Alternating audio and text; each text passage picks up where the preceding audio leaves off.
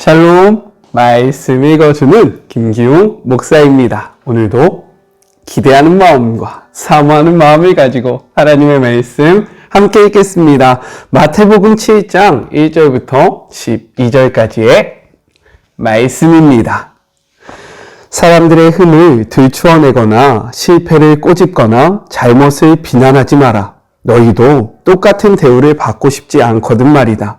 비판하는 마음은 부메랑이 되어 너희에게 되돌아올 것이다. 내 이웃의 얼굴에 묻은 얼룩은 보면서 자칫 내 얼굴에 추한 비웃음은 그냥 지나치기 쉽다. 내 얼굴이 멸시로 일그러져 있는데 어떻게 뻔뻔스럽게 내가 내 얼굴을 씻어주겠다 고 말하겠느냐. 이 또한 동네방네에 쇼를 하겠다는 사고방식이며 자기 역할에 충실하기보다는 남보다 거룩한 척 연기를 하는 것이다. 내 얼굴에 추한 비웃음부터 닦아내라. 그러면 내 이웃에게 수건을 건네줄 만한 사람이 될지도 모른다. 거룩한 것으로 당 장난치지 마라. 농담과 바보짓은 하나님께 영광이 되지 않는다. 거룩한 신비를 한갓 슬로건으로 격화시키지 마라. 시대를 따라가려다가 너희는 오히려 약해져서 불경스러운 사태를 부를 뿐이다. 하나님과 흥정하지 마라. 솔직하게 말씀드려라. 필요한 것을 구하여라. 우리는 쫓고 쫓기는 게임이나 숨방꼭질을 하고 있는 것이 아니다. 너희 아이가 빵을 달라고 하는데 톱밥을 주면서 아이를 속이겠느냐? 아이가 생선을 달라고 하는데 살아있는 뱀을 접시에 담아 아이에게 겁을 주겠느냐? 너희가 아무리 악해도 그런 생각은 하지 않을 것이다. 너희도 자기 자식에게는 최소한의 예의를 지킨다. 그렇다면 너희를 사랑으로 잉태하신 하나님은 그보다 훨씬 낫지 않으시겠느냐? 여기 간단하지만 유용한 행동 지침이 있다. 사람들이 너희에게 무엇을 해주면 좋겠는지 자문해 보아라. 그리고 너희가 먼저 그들에게 그것을 해주어라. 하나님의 율법과 예언자들의 설교를 다 합한 결론이 이것이다. 이것은 하나님의 말씀입니다. 오늘 말씀은 내용상 두 부분으로 나눠서 생각해 볼 수 있습니다. 먼저 첫 번째 1절부터 6절 비판하지 말라 라고 말씀하고 계세요. 예수님은 공동체가 완전을 추구하면서도 형제와 자매의 허물을 해결할 지혜를 제공해 주십니다. 우리 1절의 말씀을 같이 한번 읽어볼까요? 비판을 받지 아니하려거든 비판하지 말라 라고 말씀하십니다. 예수님은요, 지금 상호성의 원리를 말씀하고 계신다라는 거예요. 상호성의 원리가 무엇이냐면 내가 다른 사람에 대한 그대로 대우를 받게 되는 것을 의미한다라는 겁니다. 비판한다라는 것은요, 다른 사람을 성급하게 평가하고 임의로 재판하는 것을 말합니다. 다른 사람을 재판한다라는 거예요. 그리고 이러한 비판에는 상대를 향한 사랑과 자비가 없다라는 겁니다. 우리 2절의 말씀을 같이 한번 읽어볼까요? 너희가 비판하는 그 비판으로 너희가 비판을 받을 것이요 너희가 헤아리는 그 헤아림으로 너희가 헤아림을 받을 것이니라 라고 말씀하고 있어요. 여기서 너희가 비판받지 않으려면 이라는 이 말이요, 원어적으로 보면 신적 수동태로 쓰여졌는데, 즉 이 비판은요 사람들의 비판이 아니라 하나님의 비판, 하나님의 심판을 의미하고 있다는 겁니다. 우리가 상대방을 비판하는 것은요, 어떻게 보면 최후 심판 때에 모든 것을 아시고 모든 것을 보시는 하나님의 권한에 속한 것이라는 거예요. 하나님의 심판 또는 비난을 피하려면 타인을 비난하지 말아야 하고 하나님 흉내내는 것을 멈춰야 한다라고 말씀하고 있다는 겁니다. 어떻게 비판 많이 하고 계십니까? 그러면 우리가 하나님이 되어서요, 그 사람을 평가하고 있다라고 성경은 이야기하고 있다라는 거예요. 우리 4절의 말씀도 같이 한번 읽어볼까요? 보라, 내 눈 속에 들보가 있는데 어찌하여 형제에게 말하기를 나로 내 눈 속에 있는 티를 빼게 하라 하겠느냐라고 이야기하고 있습니다. 들보는요, 건축물의 기둥을 이 건축물을 지탱하는 기준과 같은 아주 단단한 그리고 큰 나무를 뜻합니다. 반면에 티는요, 톱밥과 같은, 즉 우리가 불면 날아가는 이러한 작은 먼지를 의미한다라는 거예요. 우리의 잘못이 정말로 이렇게 기둥과 같이 큰데 이것을 알지 못하면서 다른 사람들의 그러한 사소한 것을 비난하는 것이 옳지 않다라고 예수님은 말씀하고 계신 겁니다. 3절과 4절을 보면요, 반복되는 형제라는 그러한 표현이 나오는데, 특별히 이 형제라는 것은요, 하늘 아버지는 모시는 공동체, 하나님 나라에 속한 그 구성원을 뜻하고 있다라는 거예요. 이중잣대로 형제와 자매를 비난하고 재판해버리는 이러한 행위는요, 공동체에 엄청난 타격이 될 수 있다라고 이야기하고 계신 겁니다. 또한 자신의 더 큰 문제를 인식하지 못하고 다른 이의 작은 문제에 집착하는 것은요, 스스로 속이는 것이고 위선적인 모습임을 잊어서는 안 된다라는 거예요. 그래서 5절에 예수님은요, 우리들 눈에 있는 들보를 빼고 그 후에야 형제의 눈 속에 있는 티를 빼라 라고 말씀하고 계신다라는 겁니다. 비난을 하지, 잘못을 했을 때 지적하거나 잘못을 했을 때 그것을 아리켜주는 것을 하지 말라라고 말씀하시는 것이 아니라 이것을 할 때 어떠한 태도와 어떠한 방향성으로 나아가야 하는지를 분명하게 우리에게 이야기하고 계신다라는 거예요. 왜냐하면 하나님 나라는요, 형제를 심판하고 비난하는 나라가 아니라 사랑하고 환대하는 나라이며 그 형제의 연약함을 붙잡아주고 이끌어주는 나라이기 때문에 하나님은요, 예수님을 통해서 이렇게 말씀하고 계신 겁니다. 하나님 나라에 속한 자들은요, 하나님을 아버지로 모신 형제와 자매들이에요. 그렇기 때문에 그들이 해야 하는 삶의 모습은 다른 사람들을 비난하는 것이 아니라 먼저 자신을 살피는 것이 너무나도 중요하다라는 거예요. 그리고 나서 상대방에게 나아갈 때는요, 어떻게 나아가야 합니까? 사랑과 자비를 근간으로 다른 사람에게 나아가야 한다라고 말씀하고 계신다라는 겁니다. 그런데 갑자기 예수님은 조금 생뚱맞은 이야기를 하십니다. 우리 6절의 말씀을 같이 한번 읽어볼까요? 거룩한 것을 개에게 주지 말며 너희 진주를 돼지 앞에 던지지 말라. 그들이 그것을 발로 밟고 돌이켜 너희를 찢어 상하게 할까 염려하라 라고 말씀하고 계십니다. 개는요, 물어 뜯는 습성을 가지고 있습니다. 그리고 돼지는요, 특별히 여기에서는 그 산에 사는, 집에서 키우는 돼지가 아니라 야생 멧돼지를 뜻하는데, 이 야생 멧돼지의 습성은 무엇이냐면 들이받는 것이 습성이라는 거예요. 이렇게 예수님은요, 말씀 앞에 우리가 반응해서 사랑과 자비로 나아가려고 할 때에 개와 멧돼지처럼 다른 사람들을 계속해서 물어뜯고 들이받는 자들에게서는요, 비난과 비판이 아닌 사랑이 담긴 권면도 하지 말라라고 말씀하고 계셨다라는 거예요. 왜냐하면 이로써 그렇게 말씀 앞에 말씀을 지키면서 나아가려고 노력하는 자들이 하나님 앞에서 몸부림쳤던 그 당사자가 상처를 받게 되고 낭망하게 되고 그로 말미암아 말씀을 떠나는 일이 있을 수 있기 때문에 그것을 경계하면서 말씀하고 계신다라는 겁니다. 즉 6절은요, 하나님 나라의 제자들이 가져야 할 분별력을 이야기하고 계신다라는 거예요. 이해가 되십니까? 하나님의 초점은요, 이렇듯 우리에게 있다라는 거예요. 다른 사람들을 사랑하는 거 왜 그래야 되냐? 우리 때문에 그렇다라는 거죠. 하나님은 우리가 다치는 것을 원하시지 않으십니다. 하나님은요, 우리가 바로 서기를 원하시고요, 하나님 앞에 온전히 반응하기를 원하신다라는 거예요. 이러한 말씀을 향한 분별력이 우리 안에 있고요, 그리고 그 말씀을 향한 분별력을 가지고 우리의 삶을 먼저 돌아보고 다른 사람들에게 나아갈 때는 사랑과 자비로 나아가는 우리 사랑하는 주의 모든 자녀들이 되기를 주님의 이름으로 축복합니다.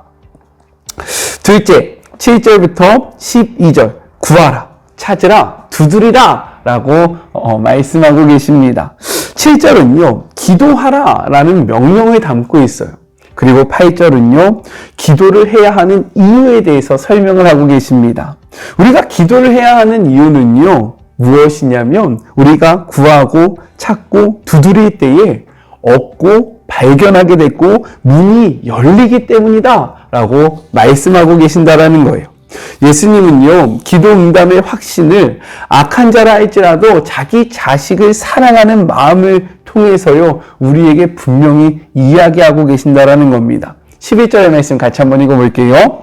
너희가 악한 자라도 좋은 것으로 자식에게 줄 줄 알거든 하물며 하늘에 계신 너희 아버지께서 구하는 자에게 좋은 것으로 주지 않겠느냐라고 말씀하신다라는 거예요.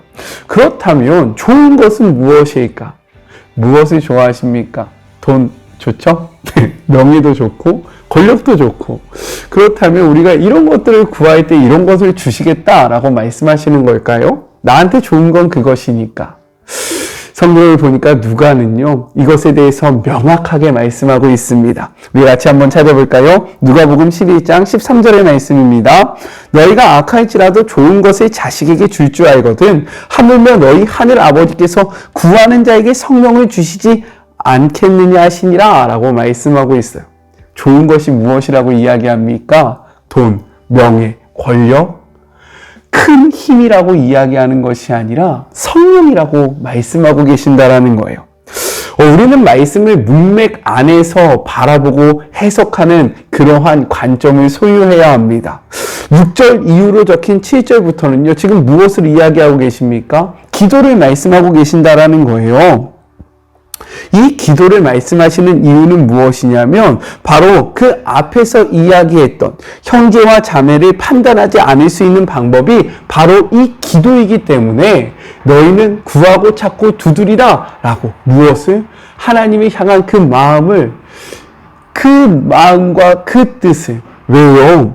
그렇게 할 때에만 우리가 상대방을 비난하지 않을 수 있고요. 상대방을 판단하지 않을 수 있기 때문에 이것을 구하라 라고 이야기하고 계신다라는 겁니다. 기도의 핵심과 정의는 무엇이냐면 하나님과의 대화라는 거예요. 그렇게 우리가 하나님과 대화를 하기 시작하면 우리가 하나님의 마음을 알게 되고요. 하나님을 닮아감으로써 더 나은 의를 소유할 수 있게 된다는 겁니다. 그러나 기도가 없이 이것들을 이루어 가려고 하려면요. 우리는 율법적으로 변하게 되고요. 우리의 의를 드러내게 되기 때문에 이런 것을 이룰 수 없다라고 말씀하고 계신 거예요.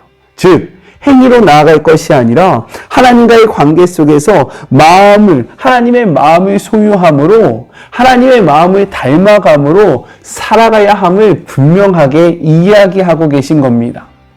이 문맥의 흐름을 조금 이해가 되십니까? 그러면서 마지막 12절은요, 이렇게 말씀하고 계신다라는 거예요. 그러므로 무엇이든지 남에게 대접받고자 하는 대로 너희도 남을 대접하라. 이것이 율법이요 선지자라 라고 말씀하고 있습니다. 우리가 흔히 이것을 황금률이라고 이야기합니다. 그리고 이것은 1절부터 11절의 결론에 해당한다라는 거예요. 예수님은 이 결론을 무엇이라고 이야기하냐면 율법과 선지자다라고 이야기하는데 이것은요, 즉 구약의 말씀이다. 즉 성경이 이야기하는 그 말씀의 핵심이 바로 이것이다 라고 선포하고 계신다라는 겁니다. 또 한 번 예수님이 이러한 표현을 사용하신 적이 있거든요. 그때가 언제냐면 마태복음 22장 37절부터 40절의 말씀이에요. 같이 한번 읽어볼까요?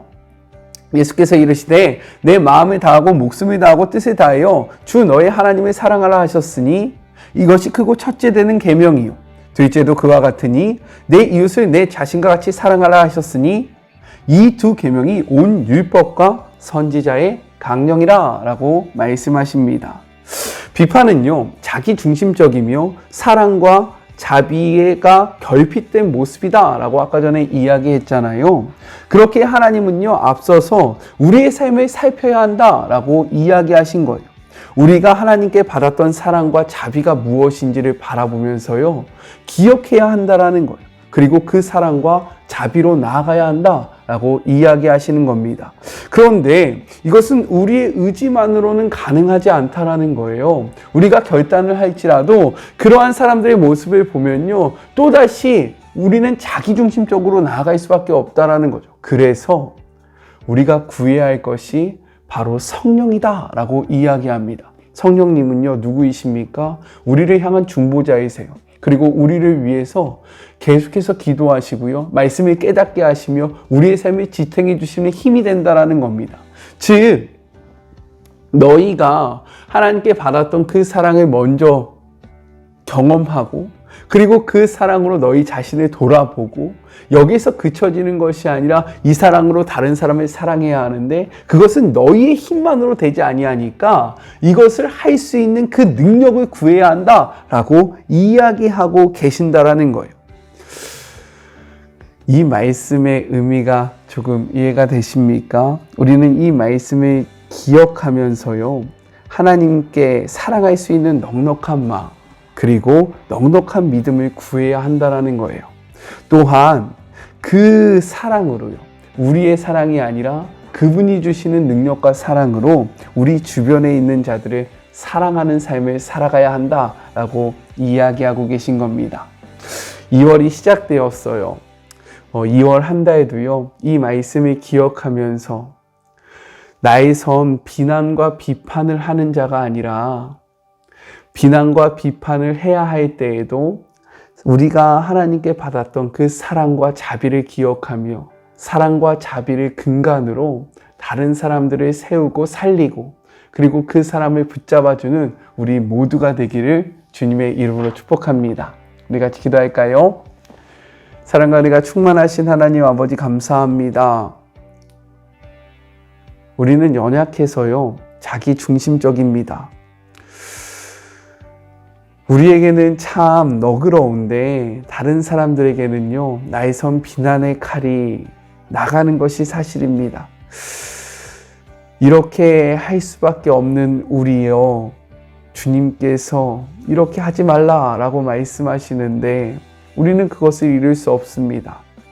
그래서 우리를 도와주시는 성령님이 필요함을 고백합니다.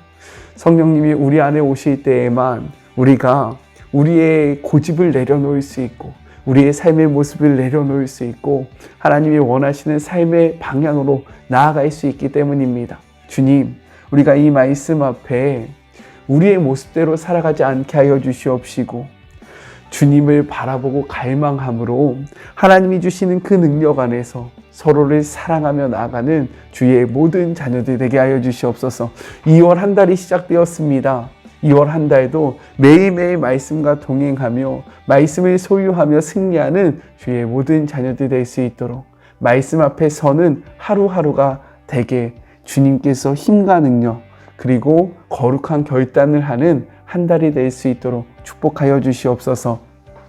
이제는 우리 주 예수 그리스도의 은혜와 하나님의 그 크신 사랑하심과 성령님의 교통하심이 2월을 시작하며 말씀 앞에서 정말로 주님을 사랑하고 이웃들을 사랑하기로 결단하고 다짐하는, 나의 선 비난이 아니라 사람을 세우고 사람을 살리는 말을 하기로 결단하는 우리 사랑하는 마리모 가족들 머리머리 위에 지금부터 영원히 함께 하시기를 간절히 축원하옵나이다. 아멘.